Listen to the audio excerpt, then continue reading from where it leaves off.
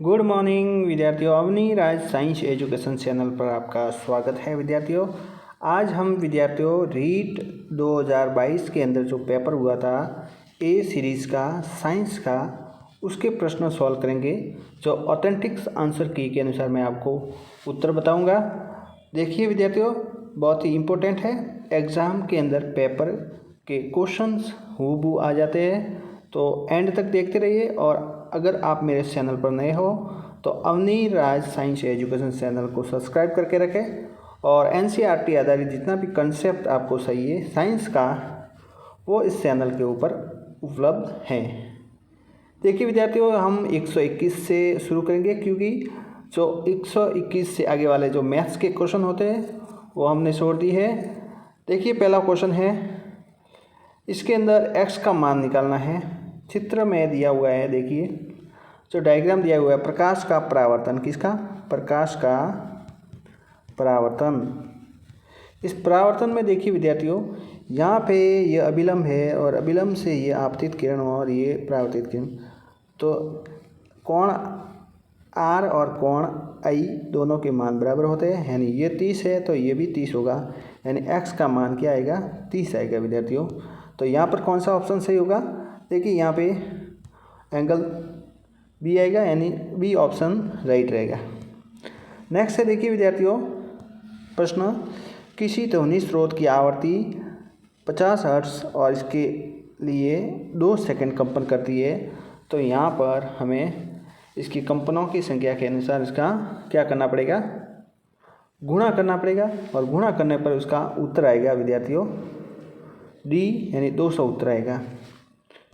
ठीक है। इसके बाद नेक्स्ट है एलईडी प्रकाश उत्सर्जक डायोड क्या करता है? इसके अंदर कौन कौन से कलर होते हैं? ये विद्यार्थियों एनसीईआरटी जो 8 क्लास की बुक है उसके अंदर से प्रश्न लिया हुआ है, बहुत ही इंपॉर्टेंट क्वेश्चन है। देखिए विद्यार्थियों, एलईडी के अंदर हरा रंग भी होता है, पीला भी होता है और लाल भी होता है, यानी कुल मिलाकर ऑल ऑफ दिस यानी सभी होते हैं, उपयुक्त सभी, यानी डी ऑप्शन सही होगा विद्यार्थियों। नेक्स्ट है विद्यार्थियों, कौन सा सौर परिवार का सदस्य नहीं है? इसके अंदर पूछा गया है, जैसे क्षुद्र ग्रह है, उल्का है, धूमकेतु है या उपग्रह है। तो देखिए विद्यार्थी, सौर परिवार के अंदर उल्का, धूमकेतु और क्षुद्र ग्रह ये सब आते हैं, लेकिन सैटेलाइट जो उपग्रह होता है वो इसके अंदर नहीं आता, यानी कुल मिलाकर सी ऑप्शन सही होगा। नेक्स्ट क्वेश्चन है विद्यार्थियों, टीचिंग मेथड आधारित है, बहुत ही इंपॉर्टेंट है। लेबोरेटरी मेथड कौन सी, मतलब इस किस सिद्धांत पर आधारित है? प्रयोगशाला विधि किस सिद्धांत पर आधारित है? देखकर, रटकर या इनमें सभी? नहीं विद्यार्थियों, यह है लर्निंग बाय डूइंग पर आधारित है, यानी करके सीखने पर आधारित है। कुल मिलाकर बी ऑप्शन सही होगा विद्यार्थियों क्वेश्चन नंबर 25 के अंदर। नेक्स्ट है क्वेश्चन नंबर 26, निम्न में किस में से कौन सा संश्लेषित रेशा है? यानी कुल मिलाकर जो सिंथेटिक रेशा कौन सा है वो बताना है। तो देखिए कपास ये प्राकृतिक है, रेशम भी प्राकृतिक होता है, ऊन भी प्राकृतिक होती है, लेकिन नायलॉन जो एमाइड होता है विद्यार्थियों, कौन सा होता है? एमाइड, यह एक संश्लेषित यानी कृत्रिम होता है। तो ऑप्शन कौन सा सही होगा? ए ऑप्शन सही होगा विद्यार्थियों। नेक्स्ट देखेंगे, पोटेशियम का प्रतीक क्या होगा? पोटेशियम का प्रतीक देखिए, आपको यहाँ पे घुमरा किया गया, पी भी दिया गया, पीटी भी दिया गया, पीओ दिया और क्यू है। लेकिन पोटेशियम का जो लैटिन नाम होता है विद्यार्थियों वो होता है कैलियम। क्या होता है? कैलियम। और कैलियम का प्रतीक के होता है, इसलिए इसका जो प्रतीक होगा वो के होगा, यानी ऑप्शन डी राइट होगा, ऑप्शन डी। नेक्स्ट है एल्यूमिनियम नाइट्रेट का रासायनिक फार्मूला क्या होगा? तो विद्यार्थियों इसका फार्मूला है Al2NO3 का और ट्राई होगा, यानी ऑप्शन बी राइट होगा विद्यार्थियों, ऑप्शन बी। अब ये फार्मूला कैसे आया? देखिए मैं आपको बताता हूँ। दोनों की, जैसे एल्यूमिनियम होता है उसकी संयोजकता 3 होती है, और नाइट्रेट यानी नाइट्रोजन की होगी 1। अब इसका क्रॉस गुणा करेंगे, उसके बाद क्रॉस गुणा करने के बाद में ये सूत्र आ जाएगा AlNO3 का होल ट्राई, यानी ऑप्शन बी राइट होगा। नेक्स्ट क्वेश्चन है विद्यार्थियों, इंपॉर्टेंट है और ये प्रश्न वापस पूछा जा सकता है, सिलेबस के अनुसार है और कम से कम 50% क्वेश्चन वापस आने की संभावना रहती है। देखिए विद्यार्थियों, निम्नलिखित में से मिश्रण के निष्पादन विधि का द्वारा पृथक किया जाता है, यानी निष्पादन विधि होती है। ये 6 क्लास का टॉपिक है विद्यार्थियों। 6 क्लास के टॉपिक जो पृथक्करण वाला टॉपिक है उसमें से ये सवाल पूछा गया है विद्यार्थियों। और ये वाला है जो क्वेश्चन ये 9th क्लास NCERT से लिया गया है विद्यार्थियों। ये 9th क्लास का तीसरा लेसन है उसमें से लिया गया है, तो ध्यान रखना है। अपनी किताबों को पढ़िए विद्यार्थी। NCERT की किताब बहुत ही महत्वपूर्ण है, उसी में से प्रश्न बनेगा। तो देखिए, निष्पादन विधि के अंदर अन्न के कण या कंकड़, ये इसको हस्तचयन से करते हैं विद्यार्थियों। ये हस्तचयन विधि है। मिट्टी और पानी का मिश्रण, इसको सानन द्वारा। गीली मिट्टी और कंकड़, ये भी नहीं होगा, ये भी नहीं होगा। ऑप्शन नंबर ए राइट होगा विद्यार्थियों। अन्न के भूसे को या इसको मिश्रण को पृथक करेंगे किस विधि द्वारा? निष्पादन विधि द्वारा। नेक्स्ट क्वेश्चन है 30। देखिए विद्यार्थियों 130, संश्लेषित सूचक कौन सा है, यानी कौन सा सूचक सही है? सिंथेटिक इंडिकेटर कौन सा है? देखेंगे विद्यार्थियों, हल्दी है और गुड़ल है और प्याज है और उसके बाद में और अन्य है, जैसे वो होते हैं, सब कैसे होते हैं? कृत्रिम नहीं होते, वो प्राकृतिक होते हैं। कैसे होते हैं विद्यार्थियों? प्राकृतिक। जबकि यहाँ पर जो फिनोनेप्थलीन और मेथिल ऑरेंज, कौन सा? मेथिल ऑरेंज, ये दोनों ही कैसे है? संश्लेषित सूचक है। तो 130 का उत्तर होगा विद्यार्थियों डी उत्तर सही होगा। नेक्स्ट है विद्यार्थियों अगला प्रश्न 131, हरितगृह गैस का मुख्य युग्म कौन सा है? तो विद्यार्थियों देखिए, हरितगृह गैस के अंदर ऑक्सीजन, ये हरितगृह नहीं होती, यानी ऑप्शन ए गलत है। N2 भी नहीं होती है, ये गलत है।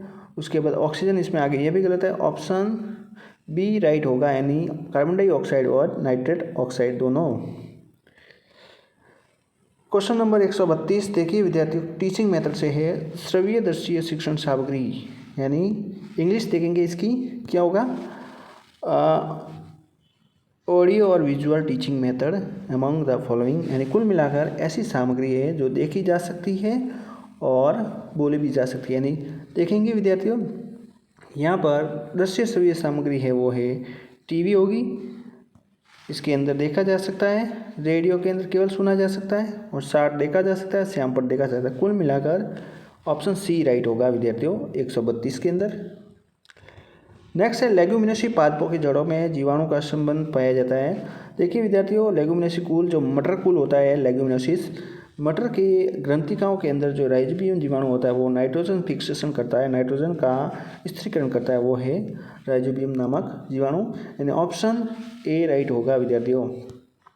नेक्स्ट है, which is edible for the part modification stem, यानी कौन सा पदार्थ है, भोज्य पदार्थ है जो तने से रूपांतरण होता है, यानी जो खाने वाला ऐसा पादप का भाग जो तने से मिलता है वो है आलू है विद्यार्थियों। जबकि गाजर और शलगम और शकरकंद ये तीनों ही विद्यार्थियों रूट है, यानी जड़ है। क्या है? जड़ है। तो ऑप्शन डी राइट होगा किसका? 134 का।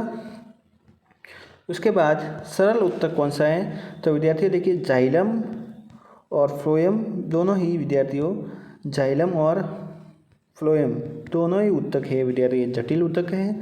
जबकि सरल उत्तक का उदाहरण है स्क्लेरेंकाइमा, यानी ऑप्शन सी राइट होगा 35 के अंदर।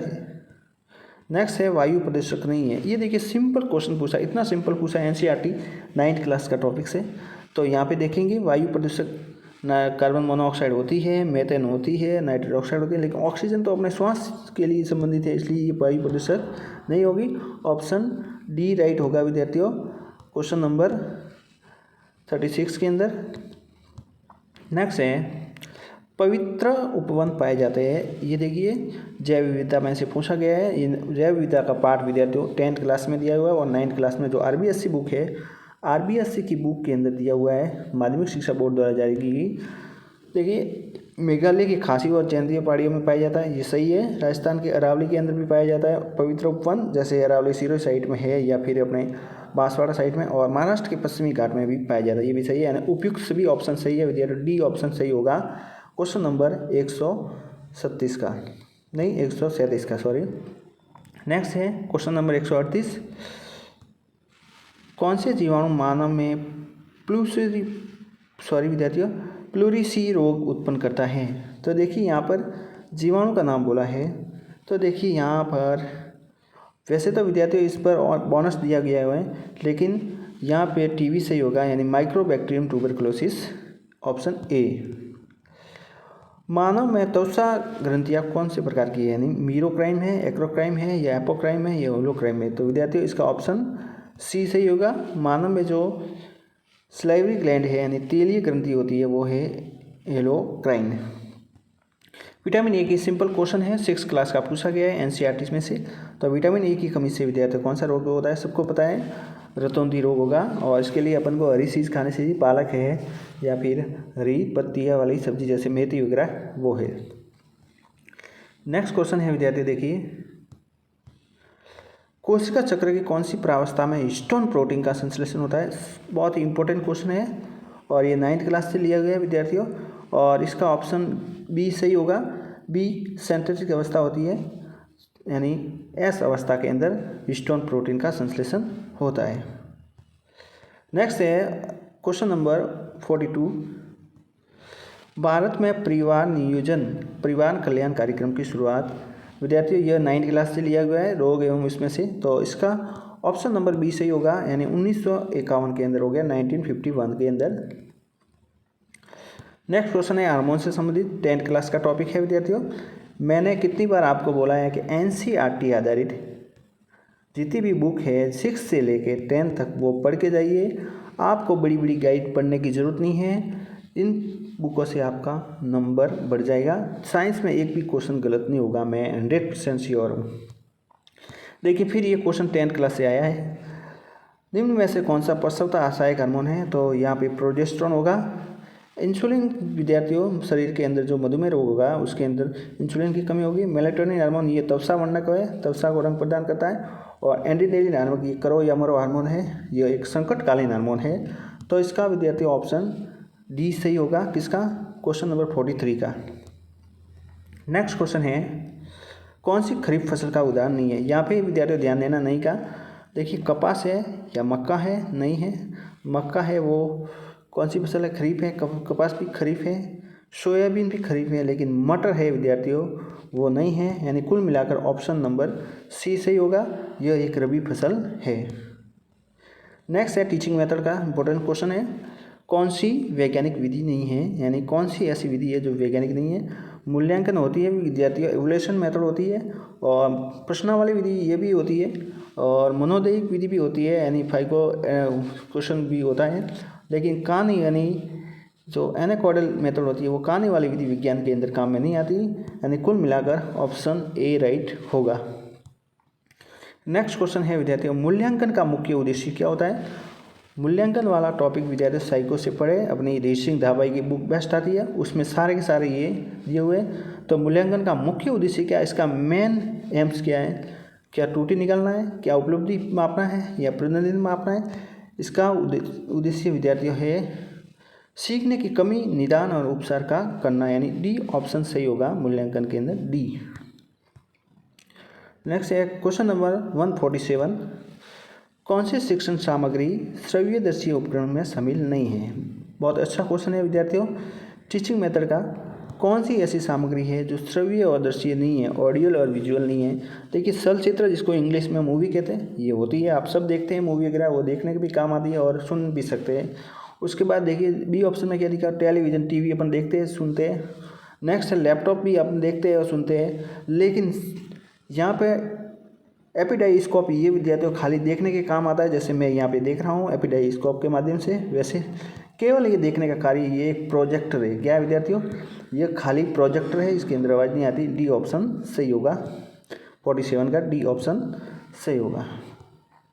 नेक्स्ट क्वेश्चन है, घर्षण बलों का सही घटता क्रम कौन सा है, यानी सही क्रम बताना है। तो विद्यार्थियों इसके अंदर ऑप्शन बी नहीं होगा, ए भी नहीं होगा, सी ऑप्शन विद्यार्थियों वो भी नहीं होगा, और इसके अंदर ऑप्शन सही करेक्ट होगा वो होगा डी, एकदम करेक्ट है। सबसे ज़्यादा स्टैटिक घर्षण होता है विद्यार्थियों, उसके बाद में होता है सर्पी, और उसके बाद में लोडनी। तो क्वेश्चन नंबर 148 का ऑप्शन नंबर एकदम एक्यूरेट जो आंसर की बोर्ड ने माना है वो है डी, यानी स्थैतिक, सर्पिल और लोटनी। नेक्स्ट है विद्यार्थियों, r त्रिज्या वाले वर्त के गतिमान एक अर्धवर्त पूरा करता है। जो r त्रिज्या वाला एक वर्त है, जब ये अर्धवर्त पूरा करता है तो इसके द्वारा तय की गई दूरी व विस्थापन क्या होगा। देखिए विद्यार्थियों, यहाँ पे अर्धवर्त है देखेंगे, और यहाँ से ये पूरा कर रहा है, तो ये इसकी परिधि होगी, वो तो इसकी दूरी होगी, और विस्थापन यहाँ से यहाँ a और b की दूरी होगी, यानी r होगा। तो ऑप्शन विद्यार्थियों ए सही है। कौन सा? a, पाई r और r। नेक्स्ट क्वेश्चन है, लकड़ी के चम्मच को आइसक्रीम में प्याले में डुबोया जाए तो दूसरा सिरा क्या होगा। विकिरण की प्रक्रिया के द्वारा ठंडा हो जाएगा, संवहन की प्रक्रिया के दौरान ठंडा हो जाएगा, सालन की प्रक्रिया के कारण ठंडा हो जाएगा, या ठंडा नहीं होगा। देखिए विद्यार्थियों, बहुत ही इंपॉर्टेंट क्वेश्चन है। 7th क्लास के अंदर ऊष्मा वाला पार्ट है, उसमें से हूबहू ये प्रश्न लिया गया है, और आपको भी मैं यही सजेशन दूंगा कि आप 6 से लेकर 8 तक नहीं विद्यार्थियों 10 तक जो NCERT है वो बुक पढ़ लें, और इसका उत्तर होगा विद्यार्थी ठंडा नहीं होगा, यानी डी ऑप्शन सही होगा। तो ये विद्यार्थी थी ए सीरीज़ की जो क्वेश्चन थे रीट पात्रता 2022 के, वो मैंने सॉल्व करा दिए। अगर डाउट हो तो कमेंट करें, और आप मेरे चैनल पर नए हो तो अवनी राज साइंस एजुकेशन चैनल को सब्सक्राइब करके रखें विद्यार्थियों। और ऐसे ही मैं पेपर सॉल्यूशन कराता रहूँगा, अभी और शिफ्ट बी और सी का कराऊँगा। और ये देखिए शिफ्ट ए का था सॉल्यूशन। अगर कोई डाउट हो क्वेश्चन में तो कमेंट ज़रूर करें, और आप मेरे चैनल पर नए हो तो अवनी राज साइंस एजुकेशन चैनल को सब्सक्राइब करके रखें विद्यार्थियों। और जय हिंद, जय भारत।